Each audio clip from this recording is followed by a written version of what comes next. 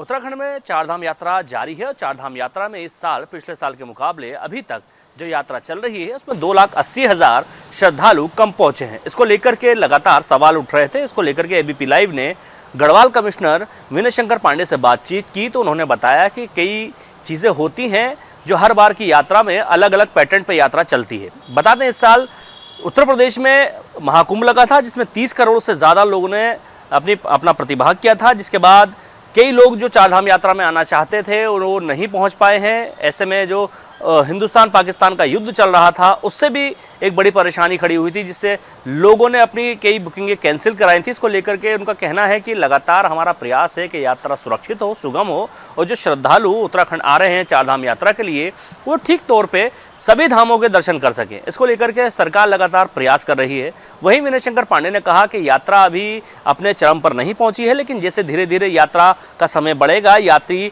तेजी से उत्तराखंड आएंगे और लगातार यात्री बढ़ते जा रहे हैं। अभी तक 7 लाख से ज़्यादा यात्रियों ने चारधाम यात्रा में दर्शन कर लिए हैं। वहीं विनय शंकर पांडे के अलावा उत्तराखंड के पूर्व मुख्यमंत्री हरीश रावत ने भी तमाम श्रद्धालुओं का आह्वान किया है कि वो उत्तराखंड आए। यात्रा सुरक्षित है और यात्रा को ठीक से चलाने की कोशिश सरकार कर रही है।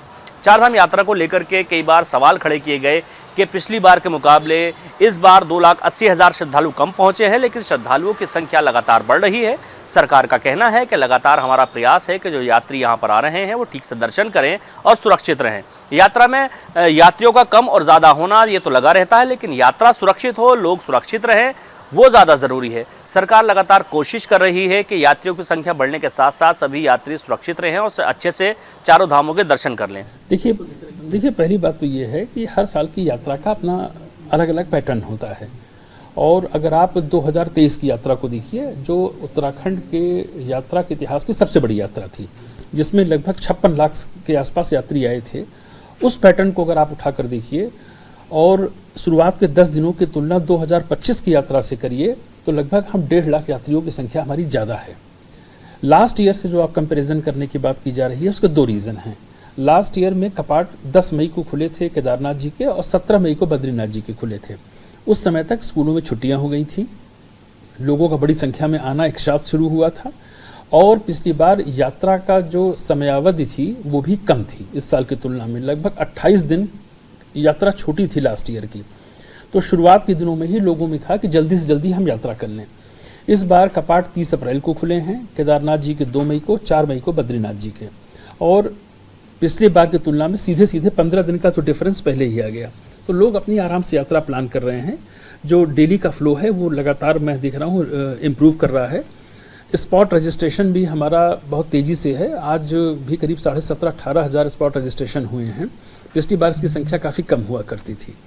सेकंड जो इशू है, जो आप कह सकते हैं बीच के दिनों में वो भी बहुत ज़्यादा आंकड़ा नहीं गिरा था। 2,000, 3,000, 4,000 का है डिफरेंस। 50,000 प्लस में लगातार यात्रा चल रही पर डे। तो आपको पता है कि थोड़ा सा जो सरहदों पे तनाव था, जो एक घटना दुखद हुई थी पहलगाम की, और उसके बाद जो जिस तरह से मतलब पड़ोसी देश के साथ जो हालात बने थे उसके कारण से लोगों ने थोड़ा सा उसको होल्ड पे रखा था अपनी यात्रा को, लेकिन अब वो बड़ी फ्लो तेज हो गया है। और एक और इशू है, अभी इसी साल में प्रयागराज में कुंभ का आयोजन हुआ था और उसमें पता ही आपको कि लगभग 30 करोड़ के आसपास लोगों ने उस प्रतिभाग किया था। तो जो हमारे यात्रा में आने वाले कई ऐसे भी मतलब वर्ग के लोग होते हैं जो साल में एक ही यात्रा या 2 ही यात्रा अफोर्ड कर पाते हैं, तो उसका भी रीज़न है। जैसे हमने लोगों से फीडबैक लिए थे, जो लोग दूरस्थ साउथ के हैं, मध्य प्रदेश के काफ़ी इंटीरियर के हैं, जो अपनी जमा पूंजी के साथ सोचते हैं एक तीर्थ यात्रा हो गई है, दूसरी हम नहीं अफोर्ड कर सकते, तो ये भी एक रीज़न हो सकता है। लेकिन मैं ये दावे से कह सकता हूँ कि आज की तारीख में जब हमारा बैठे हैं, आज 7 लाख के करीब आंकड़ा हमारा टच कर गया है। और अभी यात्रा को कुल मिलाकर अगर आप 4 तारीख से जोड़िए जो बद्रीनाथ जी का कपाट खुला है, तो अभी 10 दिन भी नहीं हुए हैं। फिलहाल 2,80,000 यात्री जो कम हुए हैं उसको लेकर के सरकार का कहना है कि जिस तरह से अभी भारत पाकिस्तान के युद्ध की एक स्थिति बनी थी, उसके बाद कई लोगों ने अपनी बुकिंग कैंसिल की, वो लोग नहीं पहुंचे। उत्तर प्रदेश में कुंभ था, कुंभ के दौरान भी लोगों ने वहां पर जो कुंभ में गए, कई लोगों की आर्थिक स्थिति इतनी अच्छी नहीं होती कि 2-2 यात्रा अफोर्ड कर सकें साल भर में, तो ये भी एक वजह हो सकती है। लेकिन यात्री धीरे धीरे बढ़ रहे हैं।